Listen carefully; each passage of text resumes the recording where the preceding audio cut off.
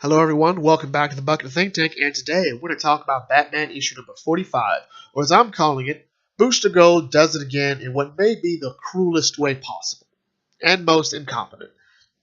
So, our story opens up with Booster Gold talking to Hal Jordan, and Hal's talking about how it's possible to kill yourself with the ring, when the ring you normally wouldn't let you do that because of security protocols. But if you have enough willpower, and no one has more willpower than Hal, it's possible, and Booster watches Hal Jordan kills himself. And Booster just looks to Skeet, says, "We gotta find Batman," and it turns out they're in a different version of Gotham City, relatively different timeline. And in this timeline, we see things like Tim Drake, who is working as a reporter, and he's getting a story from a man who saw a Joker attack a woman on the bus, and he was about to stop it, but another man pulled out his gun, killed the Joker, and may or may not have intentionally killed the woman. And he talks about how maybe President Penguin was right, and that the country should be run in a way similar to how Ra's al Ghul runs his country. We also see Jason Todd is on television talking about a new auto safety feature which kills jokers who try to steal parts off your vehicle. And eventually Booster does find Batman, but this Batman is loaded down with guns and grenades and is trying to kill Booster. And Skeet reveals that this Batman is actually Dick Grayson, not Bruce Wayne. We then cut to Talia and Ra's as they spar, where Talia says that there is no man worthy of her and that she will deal with the Joker, or the Jokers, and that her father's line will end with her.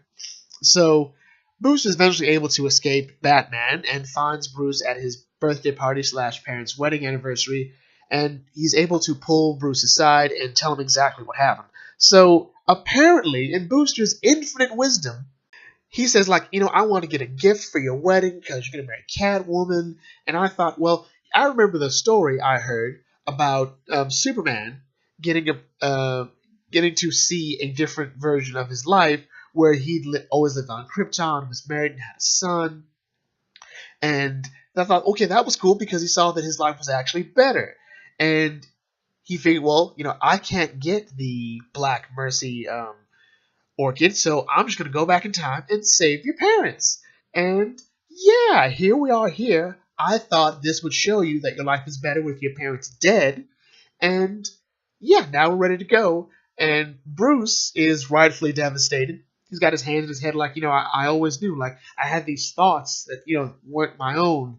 And I think I was a bat. And Bruce says, okay, I get it. And he destroys Skeets and walks out saying, you know what? No, I'm not doing this. It's my parents' wedding anniversary, so you can show yourself out. It's also his birthday, which is weird. I didn't think they were both on the same day. Whatever. And he walks out as Booster tries to realize what's going on as the comic ends. So this was beyond stupid because it makes no actual sense. Okay, let's go over it. One, Booster says he got the idea to do this from a story that was told about Superman, which was an episode of the Justice League series, I think it was Justice League Unlimited, called For the Man Who Has Everything, where Superman got the Black Mercy orchid placed on him by Mongul, which showed him his greatest desire, which was living with his birth parents on Krypton, married with a son. The problem with that was what Booster did was, instead of an illusion, which the planet created, Booster thought it was ready to change time, so it isn't an illusion so much as very real. And that's totally different. The idea is it's an illusion. It's not real. It hurts that it's not real. This is very real. I don't get how Bruce remembers anything if this is a different timeline. This is number two. The story, again, for The Man Who Has Everything, makes it clear that Clark is in an illusionary world. This world isn't fake. It's a different timeline. And how could Bruce be the only person who remembers anything different about this timeline? Are we saying that Booster took Bruce from his actual timeline and brought him back, took him back in time, saved his parents, and then he just took the place of this timeline's Bruce Wayne? How does that work? Where's the other Bruce? Did they fuse together? But no, time travel doesn't really work that way in most stories. Except the time in Family Guy when Death took Peter back in time. But whatever. So 3, the Justice League episode was the only time this has happened. This is something a bit more nerdy. The series Gargoyles had an episode called For It May Come True, where Goliath wakes up not as a gargoyle, but as a human, married to Elisa, and with children, but with his memories intact. So he has to try to figure out exactly what's going on to find out this is a dream granted to him by Titania to give him the resolve to fight, to also show how important it is that he keeps fighting. This happened to Batman multiple times, most notably in the story Batman Rest in Peace, written by Grant Morrison, where he is trapped by the lump in his own mind, living a life where Bruce's father overpowered the mugger, and then he lives a rather sheltered life, where everything is still, people are still dying, we find out things that happen to Gordon and everyone, but for the most part, pretty decent, but we see Bruce being sort of sheltered and relatively incompetent, and not that smart as he's, bamboozled by a multitude of people. But that bit was only one part of the story that was Batman Rest in Peace. And he's also trying to find out something that's wrong.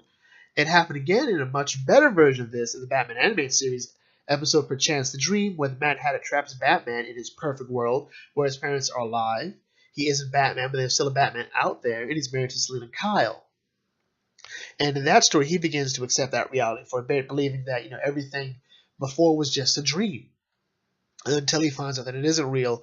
What King, I guess, is trying to do is give us a reality that if being faced in the world with or without his parents, Bruce will always choose them. And I guess that would work to some extent, but at this point it's just stupid, and this is beyond cruel, as I said before. The idea of the fake world that Superman got, it worked because Clark had to face that this wasn't real. It was an illusion. Bruce isn't facing something that isn't real. He's facing something that isn't his reality, that isn't his own timeline. But, again, how does he remember that? If Booster changed the timeline by saving his parents, then there's no moment for him to become Batman. Unless we're saying that every version of Bruce Wayne is intrinsically linked to our Bruce Wayne. That, again, doesn't make sense. It's stupid. This is a douchebag thing to do, Booster. Tom King, what is this? Ever since you left the War of Jokes and Riddles, and not even that, ever since, the whole Batman and Wonder Woman fighting stuff, then Gehenna, he's like, you just exist to hurt me. Like, what is this? The Poison Ivy thing. Poison Ivy didn't do nothing. And now this, maybe it'll be better in the next issue. I don't know. But anyway, if you read this story, leave your thoughts down in the comment section. If you think I'm exaggerating, or if this really is one of the dumbest things ever, like I think it is, leave that down in the comment section as well. Feel free to like, comment, share, and subscribe, especially if you're new. Feel free to check out some other videos on this channel about other books I've gone over, and I will catch you all later. This is the Pocket Think Tank signing out. May your fandom serve you well.